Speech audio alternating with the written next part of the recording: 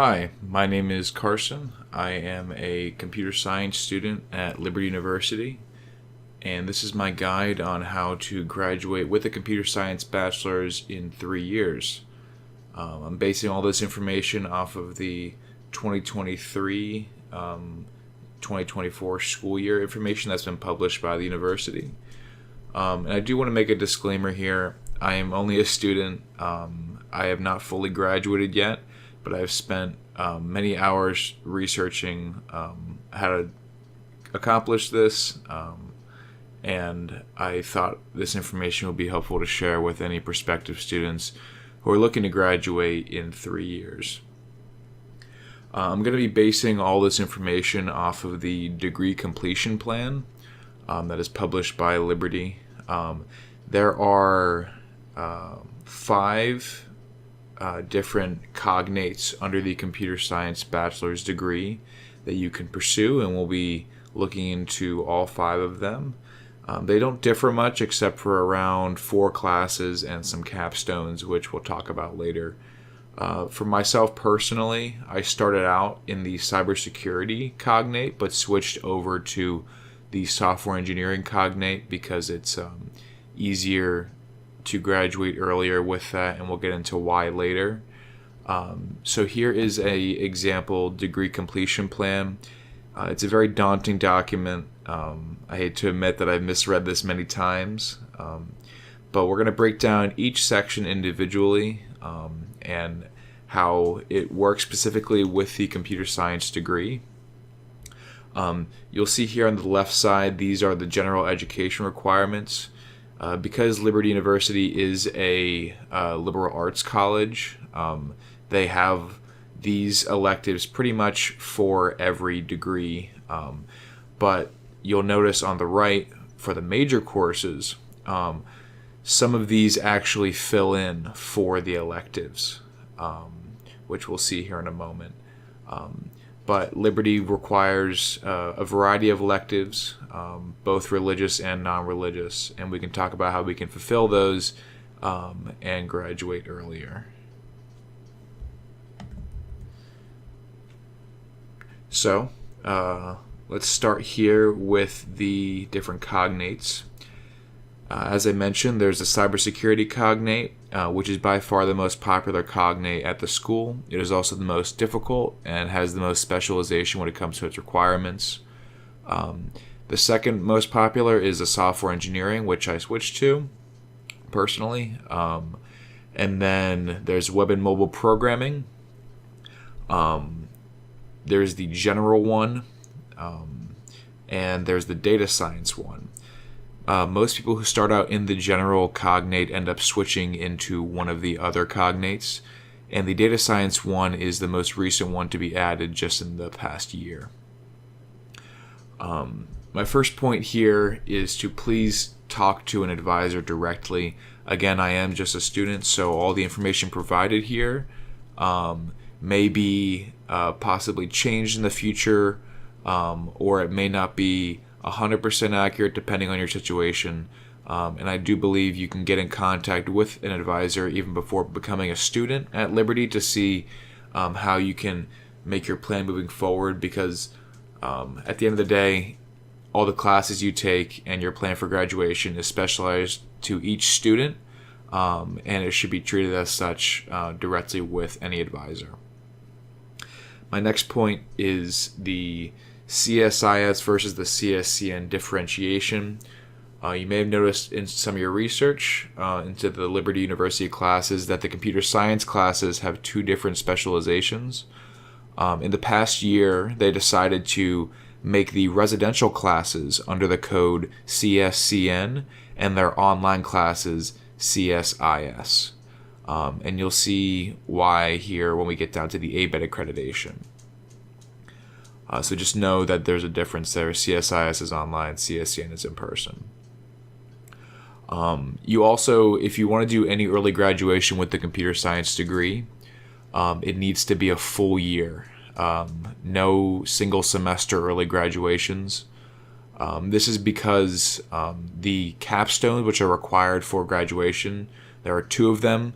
They are offered sequentially.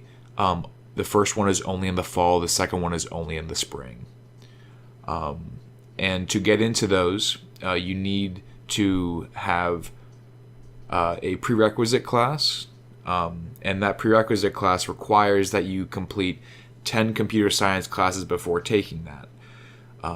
So if your capstones are taken your third year, that means you need to have this prerequisite class done in your fourth semester, the last semester of your second year. So if you backtrack even more, that means you need to have 10 computer science classes completed by the end of your third semester.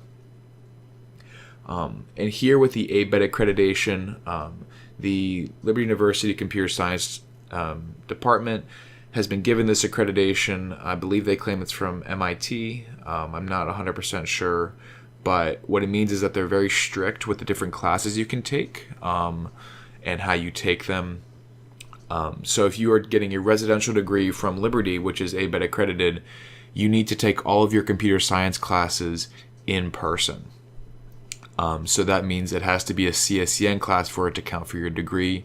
The only exception is with AP classes, which, again, we'll talk about more later. A filled semester is considered 18 credits at Liberty. So you are able to take 18 credits without it increasing your tuition cost. 12 is the minimum for a full-time student, but since we're trying to look how to graduate early, we'll be trying to get as much in our tuition as possible. If you'd like to go over the course load of 18 credits a semester, it is an additional $815 per additional credit hour as of last semester. That will probably only be going up. So we prefer to try and keep our credit number at 18 or below, so we don't have to pay the extra $800 per credit hour. That's where these affiliate universities come in. The ones you probably know most about are Advanced Placement, AP, or CLEP, which is popular for students that are homeschooled. But there is also two other minor ones which will be very helpful for us here. Sophia Learning and Straighterline, alongside Liberty University Online. So the best deal here is Sophia Learning.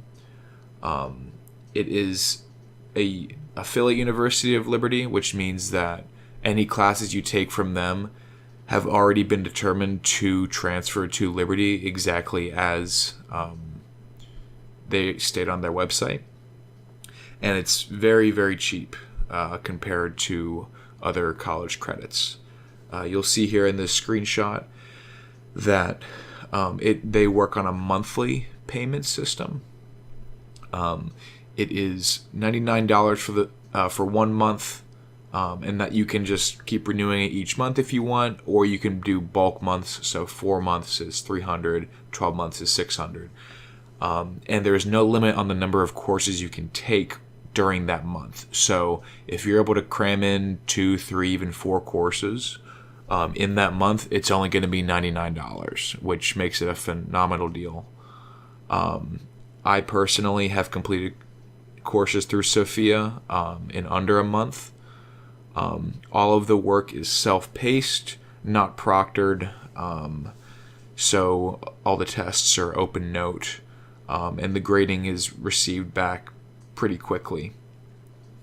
Another thing when it comes to transferring classes from Sophia or Straighterline, they are all pass-fail. So whether you get a 70 on a Sophia or Straighterline course, or whether you get a 99, it won't affect your GPA, and it will only transfer in as a P for pass.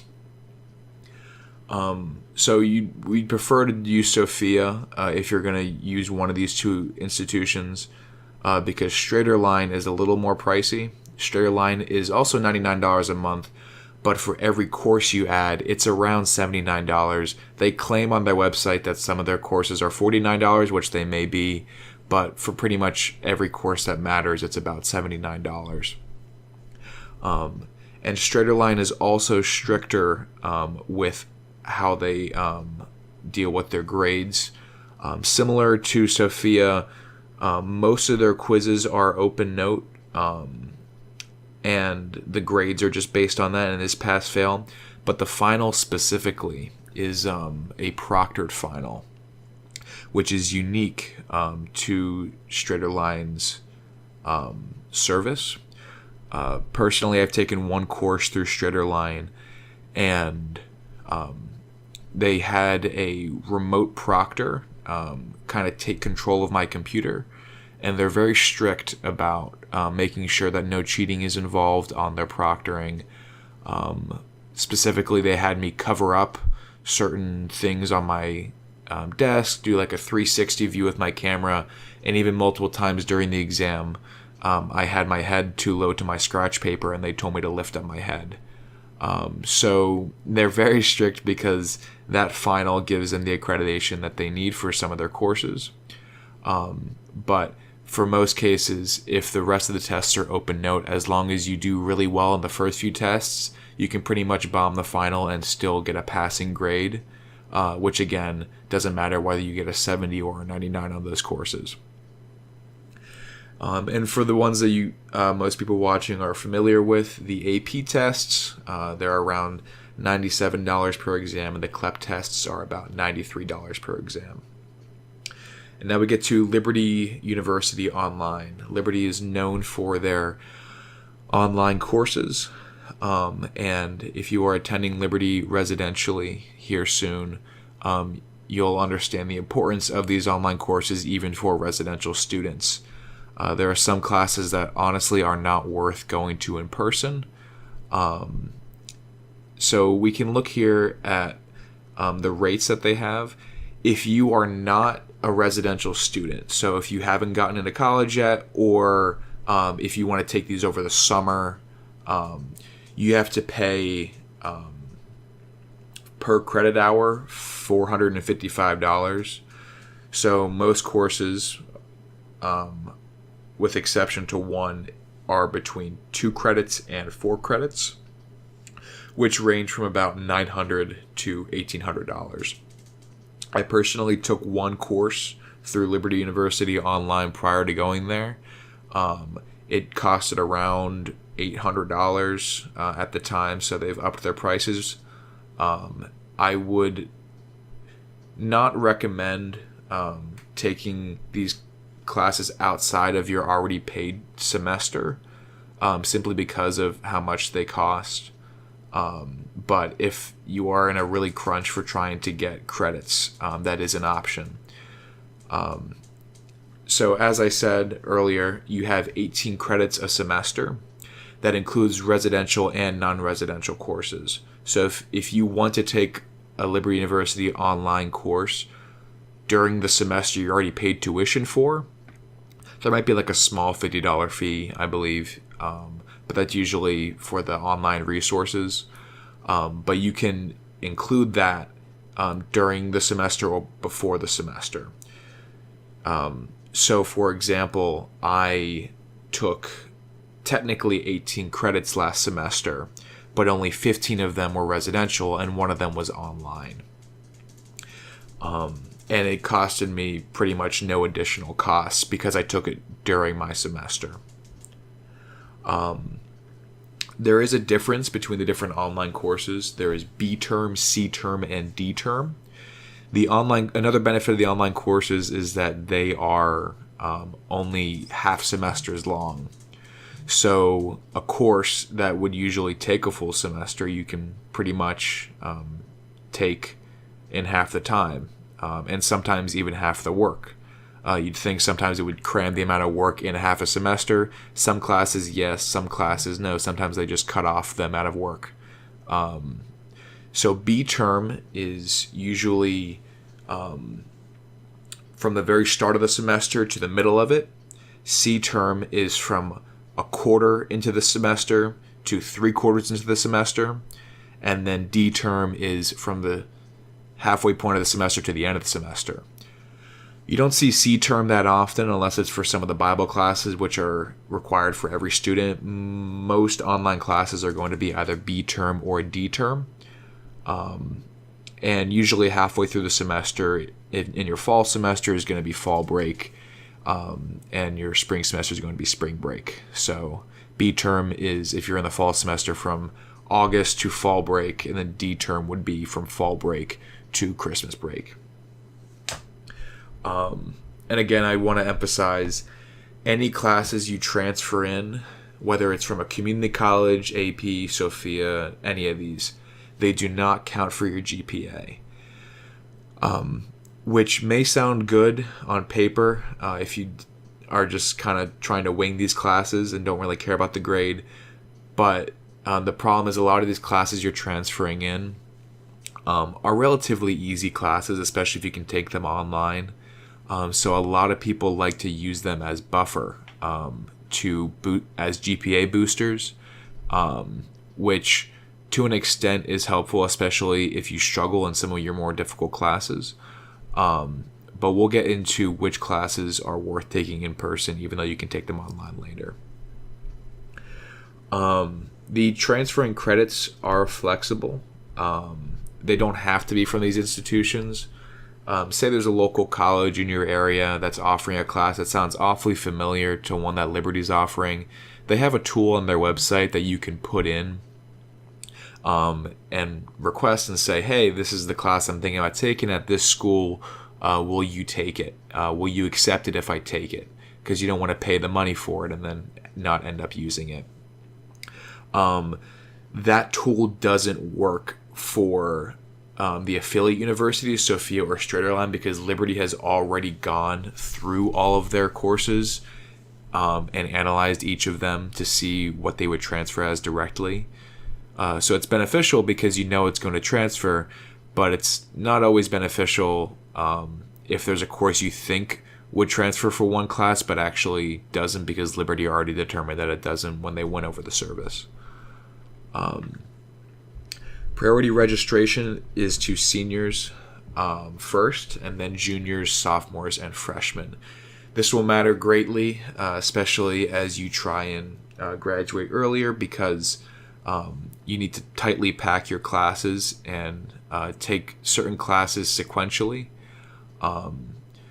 But something to note is that even though the seniors get their window opened up first, the systems are not well designed, which sounds bad, but usually during the night that senior window opens, even if you're like a freshman in the system, you can still try and get in and sign up for your classes with the seniors. And granted, you might be sitting there for about 20 to 40 minutes trying to get into the portal, but I've had many friends of mine end up it allows them in the system because so many people are flooding it that it just allows them in. So whenever you're signing up for your classes, don't wait until your specific class window. Just try and get in at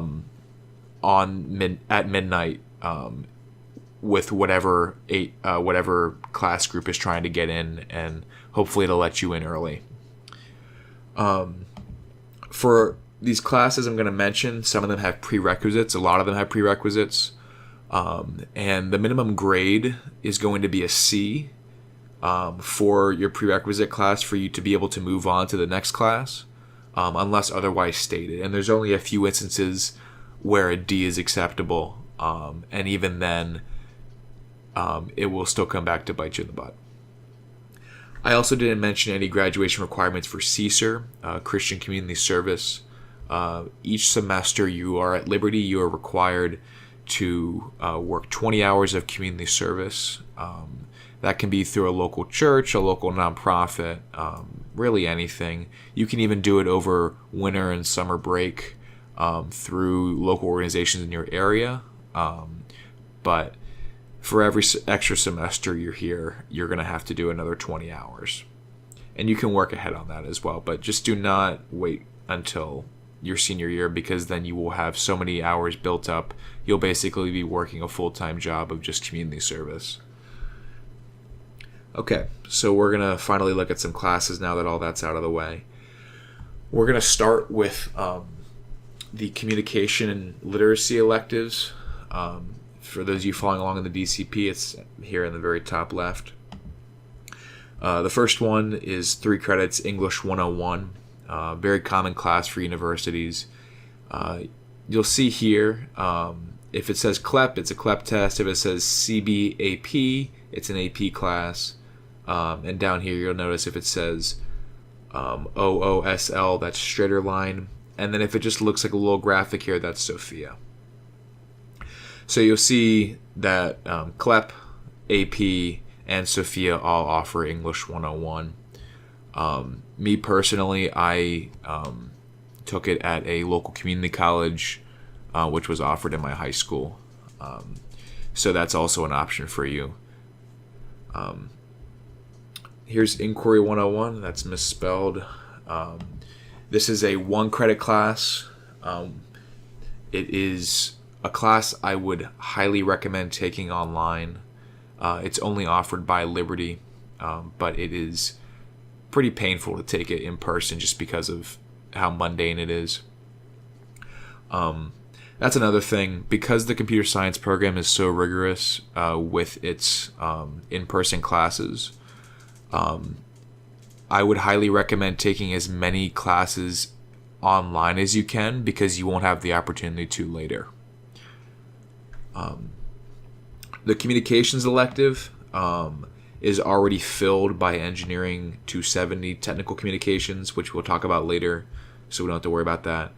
And then both your information literacy electives are going to be filled by the computer science classes, which we'll talk about later as well. University 101, under the Technological Solutions and Quantitative Reasoning electives.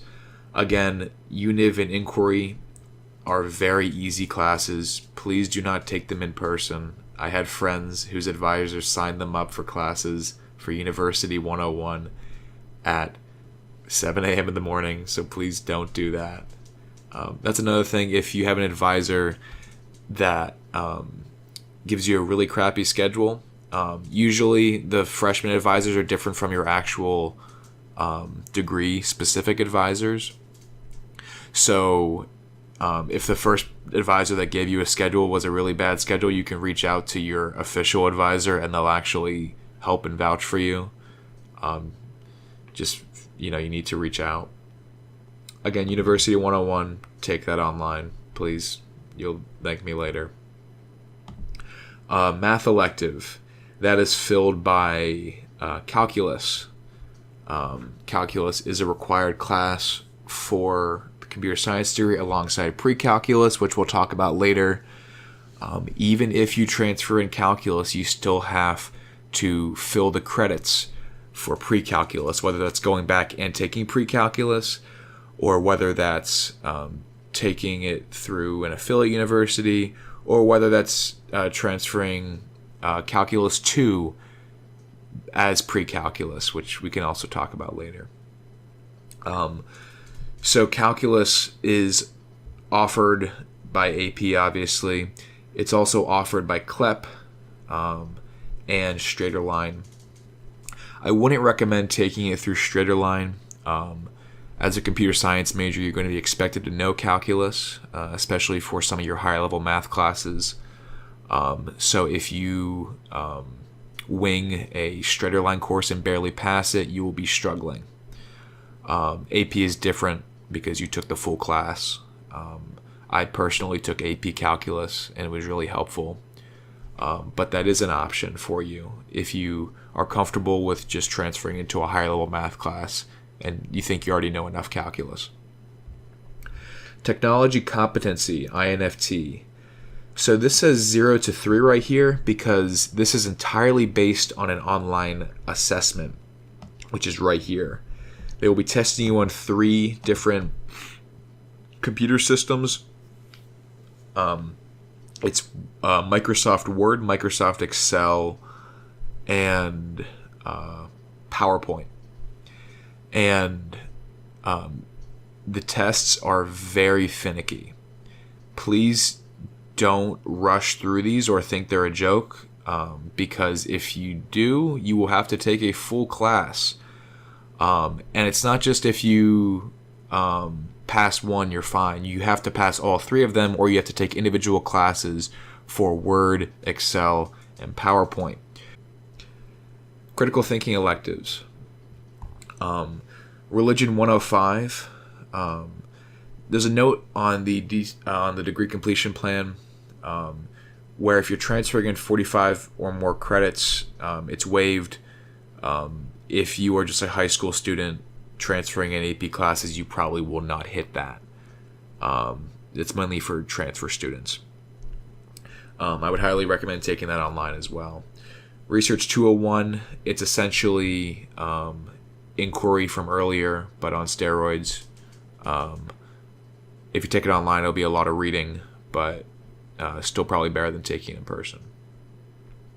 Critical thinking elective. This is the first elective in our list here that is not already filled by a class you have to take. So here's a list of classes you can take from Liberty to fill that. But we would prefer to do those through Sophia. I personally took ancient Greek philosophers. I'm going to be honest, it was pretty much one quiz and a paper on Greek philosophers, and the paper was based on a YouTube video I watched. It took me about a week. So I haven't taken critical thinking or introduction to ethics, but I'm sure they're similar in difficulty. But that would be a very easy way to fill up your critical thinking elective. But if any of these classes interest you as well, it is worth pursuing that. Civic and global engagement. Here is EVAN 101, another class that is waived if you have 45 or more credits. Again, you can take that class online. The one section is taught by Professor David Wheeler, who is renowned as one of the best professors on campus. I personally had him, and his class, although was a little mundane for some of the content, he made it very exciting. So if you're thinking about taking any of these classes in person, I would really encourage EVAN 101. But if you're trying to get your classes, as many done online as possible, that is also an opportunity. Cultural studies, the second elective where you actually get to choose here. Here's a list of the classes. For classes that fulfill it before you come to Liberty, any AP government class will transfer. I would highly recommend taking Cinema 101. It's renowned on campus as one of the easiest classes, mainly because it is a movie watching class. So you go in and you watch classes, you watch movies in class and then talk about them, and take mini quizzes on them, and then you have to make a poster based on the movie you're assigned. Definitely one of my favorite classes, and a little easier than AP Government. Social Science and Scientific Inquiry. You have a Natural Science elective, which is filled by a physics requirement for your major. I would highly recommend taking Physics 1, AP Physics 1. Also a Social Science elective, which is filled by Business 240. Business 240 is a very redundant class, very tedious. I took it in person. I kind of wish I took it on Liberty Online, but Straighter Line also offers Business 240. Christianity in Context. So this is the Bible classes and the theology classes. They look like two separate classes, which you can take them separately, but what they don't really tell you is that there is also Bible 104 and Theology 104, both of which are offered online. and they're a combined version of both of these classes, but they're in the same time period. So you'll see here Bible 104 is offered from August to October. It's a half a semester long, and it's about the same difficulty. So again, it's one of those classes where they didn't cram as much content, they just kind of cut the content in half. So I took Bible 104 personally. I have not taken Theology 104, but I've heard it's similar. Okay, enough with the electives. Now we're going to go into major foundational courses. There is Business 240, as we said earlier. You can take that on a straighter line. Would recommend taking that online. Computer Science 110. The prereq for that is pre-calc or calculus. Computer Science 111, C++. The prereq for that is 110. Also, for all these prereqs, they can be taken simultaneously. So if you can take 110 and 111 at the same time, even though 110 is a prereq for 111, as long as you're taking them concurrently, you're doing okay. Engineering 270, your technical communications elective, you just need to have English 101 finished before. And then calculus, we talked about that earlier. If you want to take that residentially at Liberty, you need to either have pre-calculus finished or the math assessment, a high enough score. Physics, same thing, calculus or pre-calculus. Okay, now we get to the quantitative studies courses. Math 128 pre-calculus. So as we said earlier, even if you transfer in calculus, a higher level math class than pre-calculus, you still need to go back and fill those 4 empty credits. They don't waive them for you. So what that means is you can either take pre-calculus as a course, or you can take a higher math course and just submit a form asking it to cover pre-calculus. And you might say, well, why would you want to take a harder math class to cover pre-calculus? Well, say you're in high school and you take AP Calc AB and BC. Calculus 2 is not a requirement for computer science. So I had a lot of friends who took both Calc 1 and 2 in high school, and when they transferred both of them into Liberty, Calc 2 ended up fulfilling the requirement for Math 128. But if you have only taken Calc 1, then you can go back and take pre-calculus. So they offer it through Straighterline, which is, as I said earlier, the course I took pre-calculus through because I didn't take Calc BC in high school. You can also CLEP out of it. There is something to note with the CLEP tests. They may change this in the future, but as of right now, if you transfer in a higher level math course, you cannot CLEP out of the lower one. So if you plan on using CLEP as your method of testing out of pre-calculus, take it before your AP score transfers in. Otherwise, they might not accept it. So after pre-calculus, you'll get into your first math courses. So there's Math 211, basically statistics with calculus, which is why calc is a prereq. And then there's Math 250, which is Introduction to Discrete Math, and then Math 350, Discrete Math. Whenever I originally started, I took Math 211 first, and then 250, and then 350. It wasn't bad to do that.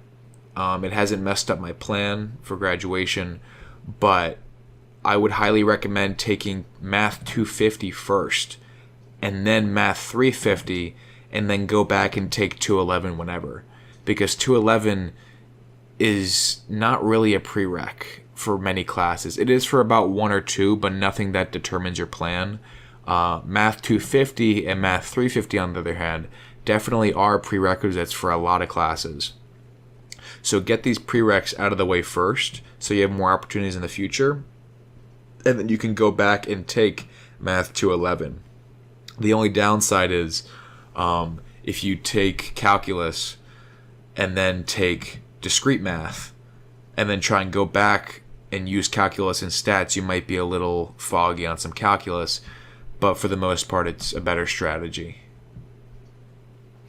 Lab science courses. This is probably one of the most confusing parts because a lab science elective is a very interpretative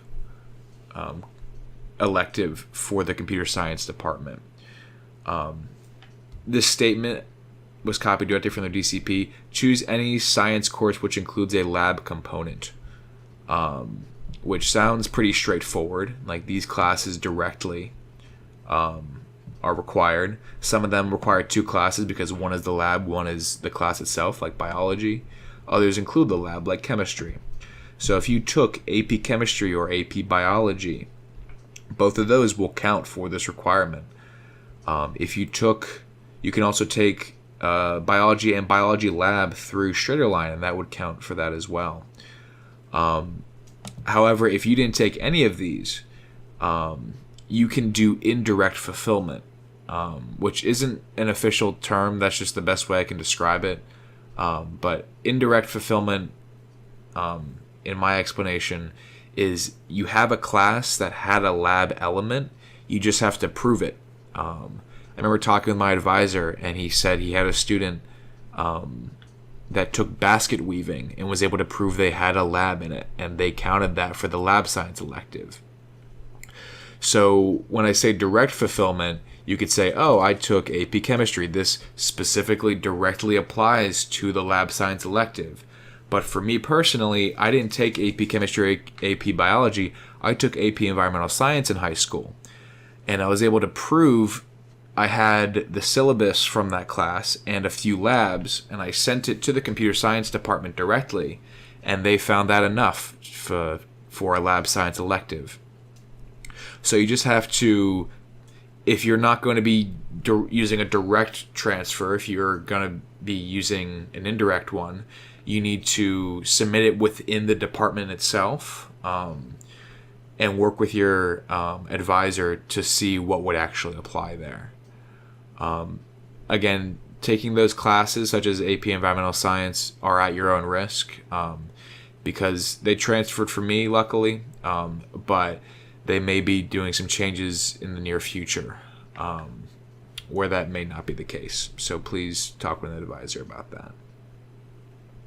Technical electives. Any of these business classes, any 200 to 400 level computer science class, or 200 to 400 level engineering class. This is your only free computer science elective for most cognates, unless you're in general. Or one other, I believe. We can look at that later. But I would highly recommend taking a computer science class you're interested in, considering all the other ones will be required. That is under the stipulation that you haven't taken AP Computer Science, which is my highest recommendation. AP Computer Science transfers as CSIS 212, and you might be saying, oh, CSIS is online. It doesn't count for the degree. This is the only exception. Because it technically wasn't taken at Liberty, they can't classify it as CSCN, but you can still transfer it in as a CSIS class, and that'll count towards the 30 credits you need for the prereq class for the capstone. However, 212, CSIS 212 is not required for any of the degrees because it's Java. Liberty's computer science program is based mainly around C++. But the nice thing about having this class already finished going in is that it can act as a prereq for certain classes, which we'll talk about here in a bit. So it's very beneficial to have that so you can take more computer science classes earlier in college. But if you don't, or you can't take AP Computer Science and you don't want to take any of these classes through Liberty, you could always take Calc 2, whether that's through AP or transferred in from Straighterline. Again, I would not recommend transferring in Calc 2 as this, because if you're transferring in Calc 2, it'll probably it'll account for your pre-calculus requirement, and B, this is one of your few opportunities where you get to choose which computer science course you want to take. Also, if you can also take a computer science internship, which is not required for the computer science degree, but if for some summer you get an internship, if you submit it to Liberty within a few months before the internship starts, that can actually count for a 300 level computer science class for you. Again, talk with your advisor specifically about that, but that would be a lot more beneficial than a Straighterline Calculus 2 course. Okay, finally into your major classes. Advanced C++, you need beginner C++ before that. Data structures and algorithms, Computer Science 215. This is known as the weed out class for the computer science major. If you weren't already weeded out by 111, 111 in itself is not a weed out class. It's just if you are completely inept at programming, you'll find out pretty quickly in 111. So that gets rid of a lot of people. And then 215 is the second weed out class, or official weed out class, where most people who were just kind of stringing along end up dropping the major entirely. And this is required to have Computer Science 112 and Math 250 before you finish that. Again, Math 250 popping up here. Better to get that done as soon as possible. Computer Science 230. This was a replacement class for Computer Science 100, but they realized that 100 was pretty much just 110 with less content, so they made a new class focusing more around data comms. There are no prereqs for that class. Computer Science 216, database design and management. You need to have 215 as a prereq. Again, this is where it starts to get a little weird because you're kind of jumping around. Even though the numbers indicate sequentiality, you can take, like, a lot of these classes are taken at different times. So you would, if 215 is a prereq, you're probably taking it later in college. But if there's no prereqs like 230, you're probably taking it your first semester. So focus more on the prereqs, not the numbers themselves. I made that mistake myself. Computer Science 342, Computer Architecture, 215 is a prereq. 345, Linux, only C++, like the first C++ class is required. Windows System Administration, it's kind of a sequel to Linux, that's why it's a prereq. Network Architecture, that is also kind of a sequel to Linux, taught by one of the same professors. So that's why it's a prereq. Something I forgot to mention up here. Technically, for 2326, you only need a D in 215, because it is one of the hardest classes. But it doesn't really matter because even if you get a D and can take this class, you need a C for this one. So get a C. And then, yeah, so you need a C for 345 and 345 to take 355, but you only need a D in 112 to take 355, which again doesn't really matter because if you want to take 215, you need a C in it. 334, Program Language Design and Comp Theory. Have not taken this class myself, but as you'll see, 342 is a prereq, and then Math 350 as well as a prereq. So again, with the discrete math, try and get that done as soon as possible. Operating System Design, 342, again similar to 334. 461, Aspects of Computer Security, you need 352 Windows System Administration and Network Architecture. So again, you're starting to get into classes that you're taking later.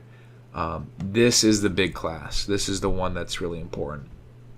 CSCN 471, Software Engineering Management. From what I've heard, it's a class where you're just working in teams, as if you're actually on a software engineering team. You need Computer Science 215, obviously, to get in. But this is the class you need to take. You need to have 30 credit hours or 10 computer science classes to take.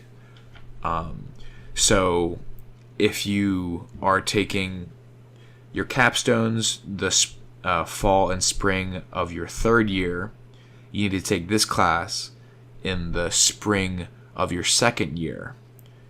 So if you need 30 credit hours going into your spring semester of your second year, that means you have your first 3 semesters to get 10 computer science classes fit in. And it says CSIS or CSCN. It's kind of a lie. They want CSCN. The CSIS is only there for the AP class, because that transfers in as CSIS. Now, this is where we get into the different cognates and their specific differentiations. So of the 5 cognates, 4 of them, other than cyber, have the computer science practicum. As you see, 471 is a prereq to that, and 326, which you already have taken around the same time. And this will be taken in the fall semester, and then this one will be taken in the spring, right before you graduate. But then there's a different one specifically for cyber. Now you'll notice that technically 471 isn't a prereq, but you still need to take 471 to graduate. So it seems like it's a little easier. It's not. We'll talk about that down when we get to the cognates, why it's more difficult. But yeah, cybersecurity has their own specific practicums. For the cybersecurity cognates, when it comes to, well, just for any of the cognates, honestly, when you try and get those 10 computer science classes fit in your first 3 years, you might think, okay, I'll take computer science 110, 111, 112, all the C++ stuff. Yes, those are the obvious ones. That's about 3 or 4. You need to find 6 more. 5 or 6 more. That's where your cognate comes into play.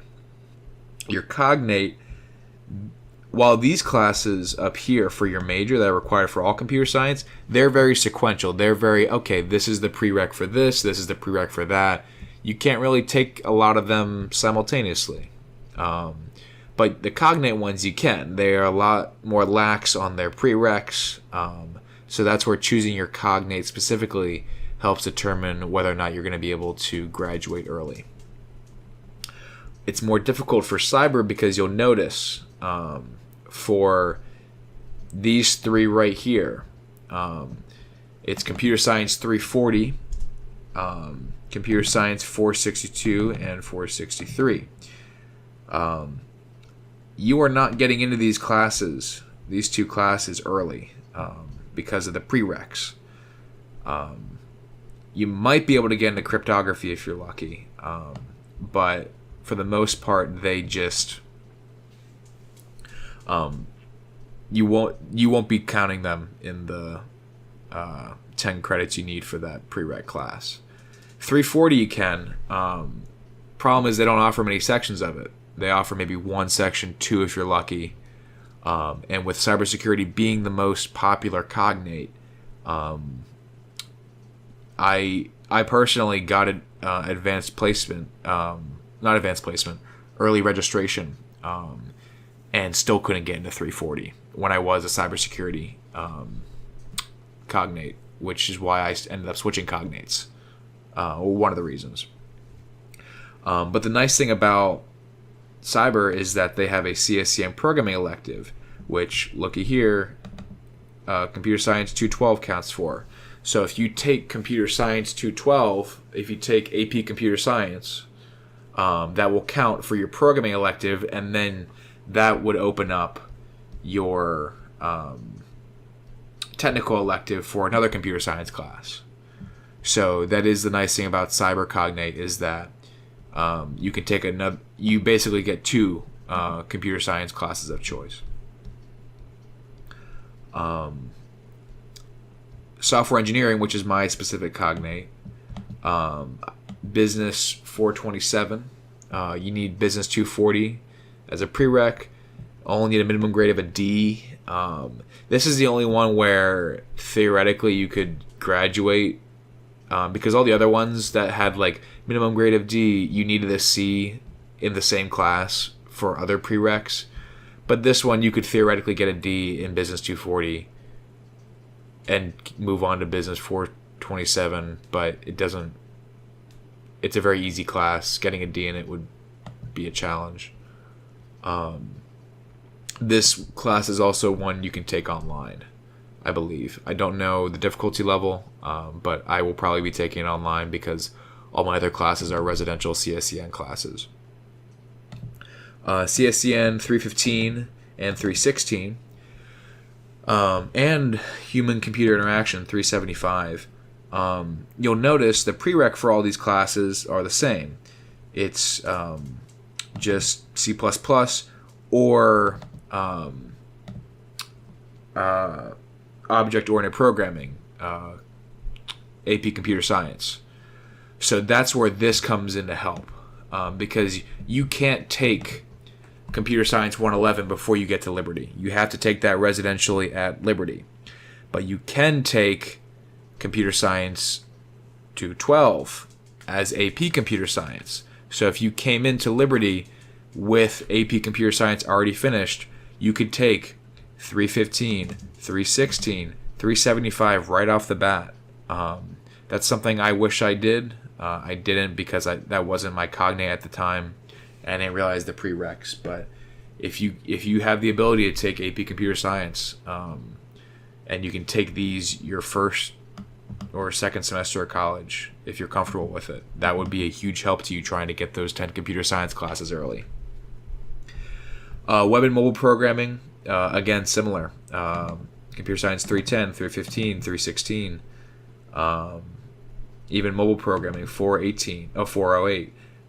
You could technically take this your second semester of college, because you could take one of these your first semester of college if you transferred in AP Computer Science. Data science. Data science, because it's the newest cognate, they haven't really figured everything out with it yet. By the time you're watching this, they may have. Computer Science 321. Again, another one where it says minimum grade of D for either of them, but you need a C for these classes for other classes, so it's kind of minute. But 322 and 323, I couldn't find any prereqs on it because they weren't offered by Liberty for any of the open windows of courses, which is just kind of weird. I'm sure by the time the next semester rolls around, they will have them planned out. But for now, they just don't have them listed for the following fall semester in 2023. And then CSEN 421, Applied Machine Learning, or CSEN 422, Artificial Intelligence. Again, artificial intelligence was similar to these two in that it wasn't listed on their catalog, but 421 was. And this looks really weird, but it's not necessarily. You need 322, you need Math 211, and this statement here means you either need 434 or you need both 342 and 350. So these two classes, 342 and 350, are prereqs for 434. So they're kind of saying here, like, hey, if you took this class, you already met the prereqs for these, so this class would count for that. Or if you didn't take this class yet, it's fine. You can just use the prereqs here. A little confusing, but and then general is the last one. There's only one required class here. It's CSEN 354, which Prereq is 342. And then there's 3 open electives, 2 general computer science electives, and then 1 programming elective. Again, it would be really helpful here because of 300 level class to take an internship. Even if for any of these cognates, if you can't get college credit for the internship, an internship is still highly advised. But the difference between a programming language elective and just a CSCN elective is that you can pretty much choose any computer science class you want. And right here, with the programming language elective, it would also count for AP Computer Science. Okay, so that is the whole class schedule. My recommendations for pre-college students. Courses I highly recommend. Please test out of INFT. And be very careful with that test. Because it's a very tricky one, and you do not want to... You're trying to graduate early here. So getting credits waived entirely would be fantastic. So that is my top recommendation. My second highest recommendation is AP Computer Science. As we said earlier, it not only counts for your technical elective or programming elective depending on your cognate, it also just allows you to take computer science classes earlier, especially if you're a software engineering cognate or a web and mobile programming cognate. It just overall is extremely helpful. Then I would recommend AP Calculus. Again, you can take that through Straighterline if you want. Wouldn't recommend, not because the quality of Straighterline, but just because that is going to be an important class. So you should be able to understand what calculus is if you're going into computer science. AP Physics, again, another required class. I took AP Physics in high school. I am so glad I didn't take it in college because that would just be a very painful class to take at a college level. These are my 4 main recommendations. Pretty much everybody going into computer science should probably have these if they can. And then other highly recommended ones, either have AP Calculus BC or Straighterline Pre-Calculus transferred in. You have to do one or the other, unless you want to take Pre-Calculus residentially at Liberty, which isn't a bad thing, but if you're transferring in AP Calculus, I'm not sure you want to take a residential pre-calculus course already and sit through stuff you already learned. Then your lab science elective. This can be fulfilled by AP Physics 2 or AP Biology or AP Chemistry directly. And the only exception is AP Environmental Science, which, again, transferred from me may change in the future. So take that at your own risk.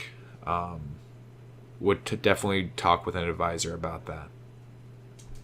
And then English 101, just basic class, prepares you well for college, and just an easy one you can get out literally anywhere. Now, these are the helpful recommendations, but not necessary. Mainly, I say you might want to take these in person because they are good GPA boosters.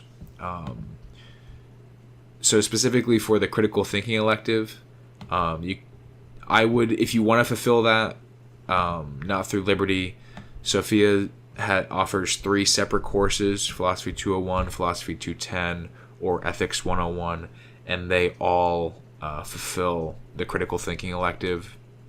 I personally took Philosophy 201, as I said. Don't really regret it, but if I had a lower GPA, I might have regretted it a little bit, because, again, the GPA booster. And then these 2 down here, just slight recommendations. Straighterline's Business 240 class. Can't vouch for it. Don't know anybody that's taken it, but just wouldn't recommend taking 240 in person. very boring class, very redundant. So either take that online through Liberty Online or Straighter Line, and that would be good for you. And then the last one, which is just a slight recommendation, is the Cultural Studies elective being filled by AP Government. That's only if you just happen to have taken AP Government in high school. I wouldn't, if you haven't taken it yet, you don't really need to, because the other option here is Cinema 101, which, if you have an early Cinema 101 class, it's a little annoying to have to get up for it because attendance is required. But for me personally, watching movies for a grade is a lot more interesting than taking an AP Government test. And the last thing I wanted to point out was Liberty University's classification on freshmen, sophomores, juniors, and seniors based on credits.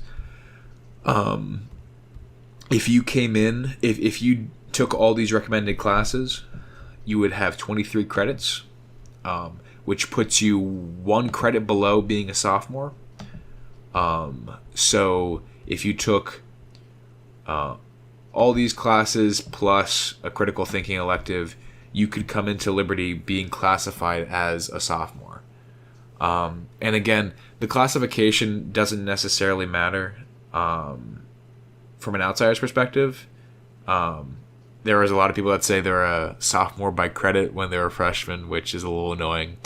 But for the most part, you get more benefits from it when it comes to, I believe, if you have a car on campus your first year, and you're classified as a sophomore, you're allowed to park in the parking garage.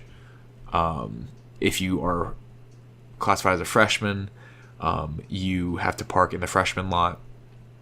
Now, if you only have enough credits, like you say you only have like 20 credits going in, you could be classified as a sophomore at the start of your second semester. So if you wanted to end up being in the parking garage for your second semester, you can re-renew that when you're classified as a sophomore because of the credits you're bringing in. But for the most part, the classification only matters for that, and also course selection. As I said earlier, seniors go first with course selection, then juniors, sophomores, and freshmen. The portal does break a lot, so you can probably sneak in with like a senior class or a junior class. But on the off chance that doesn't happen, having yourself classified as a sophomore in the system would be helpful. But then keep in mind for housing, housing is the exact opposite of course selection. So the seniors pick first for housing, the seniors pick first for classes, the freshmen pick first for housing. So unless you have housing locked down for your freshman year, I would not recommend trying to classify yourself higher until you get your first priority housing selection. Especially your freshman year, there's not necessarily a huge need to rush to your classes unless you're trying to get into some of those higher computer science classes. Those would be more hard to get into.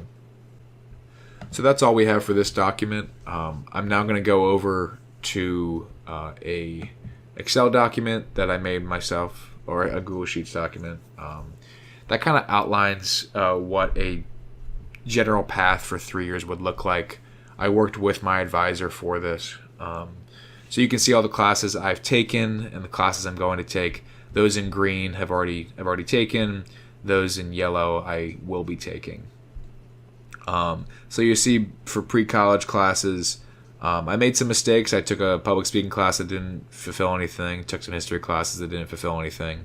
But for the most part, I took a lot of classes that fulfilled stuff. So I took AP Computer Science, which fulfilled my programming elective, or I guess my technical elective now. Let me change that actually. Technical elective. AP Environmental Science, kind of for lab science. I took Bible 104 through Liberty Online, paid like $800 for it. Not really worth taking before going to college, but I did it anyways. Ancient Greek Philosophers through Sophia, definitely worth it. Critical Thinking elective. English 101 through local community college. AP Physics and AP Calculus. Okay, my first semester, I took Univ and Inquiry. Again, two extremely easy classes, taking it through Liberty Online. They're only 2 credits. They take those online, please. Then I took Computer Science 110 and 111, Business 240, and then Math 211. Again, I didn't really talk to an advisor. I just kind of looked at and made my schedule based on this. If I had to go back, I would have taken Business 240 online. I would have taken Math 250 first, and then Math 350 the following semester, and then Math 211 later. And I would have filled my schedule with some of these other classes like Computer Science 316 or Computer Science 315. I would have taken those probably first because I came in with Computer Science. I had the prereqs for it. I just didn't know I needed to take them because my elective was different, or my cognate was different. Then you'll see in my second semester I took Engineering 270. I took that online. That was a class where they just cut the content in half because it was only half a semester. And then some, advanced C++, Cinema 101. You'll notice here I took 2 computer science classes my first semester, 3 my second. And then I have AP Computer Science. That put me at 6. So that means now for this upcoming fall semester, I will have to take 4 computer science classes, which is a little daunting. But the challenge here more is that trying to get into all the classes rather than even trying to juggle all the classes at the same time, because these aren't necessarily difficult classes. It's just I'm currently waitlisted already on one of them and had to move a lot of classes around because I got waitlisted on another. So that is an issue, and that's why it's very important, especially if you're trying to graduate early, to get into the classes you need to get into as soon as possible. Your advisor and the ABETA coordinator will do their best to get you into the classes you need to graduate on time. So if you are waitlisted on a certain class and you're kind of freaking out like, oh, I need this class to be able to graduate on time, it's not all on you. Your advisor is there to speak on your behalf and work things behind the scenes to get you into the classes you need to. It doesn't mean you shouldn't try your best to get into the classes yourself, because the less classes they have to move around, the better. But for the most part, if you're stressing about one class you're on a really high wait list for, you will get into the classes you need to graduate on time.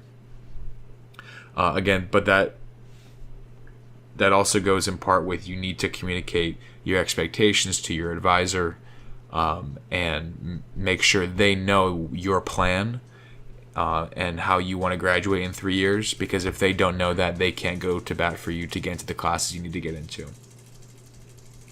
And I put stars next to some of these classes that are very important that I get into these semesters because they're prereqs. So CICN 215 I need to get into this semester because it's a prereq for, I believe, 471. We talked about it earlier.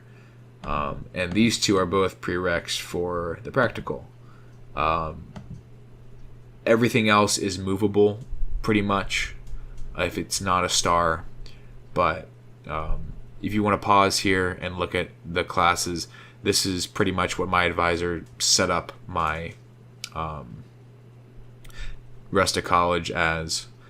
And that's a request you can make with your advisor. You can just, if you're sitting down, you're like, hey, I know we're only planning out this semester, but if you have time, can we just plan out the rest of college? And if your advisor has the time, they might ask you to reschedule, but for the most part, they'll be like, sure, because that's their job, and they like doing that. And you also notice the big thing here is that my semesters aren't packed because 18 credits is the max. And yeah, my first semester I took 16. My second semester I technically took 21 because of the pre-calc course. But if you take that away, it was only 18. And most of them, it was like Cinema 101 and Tech Comms.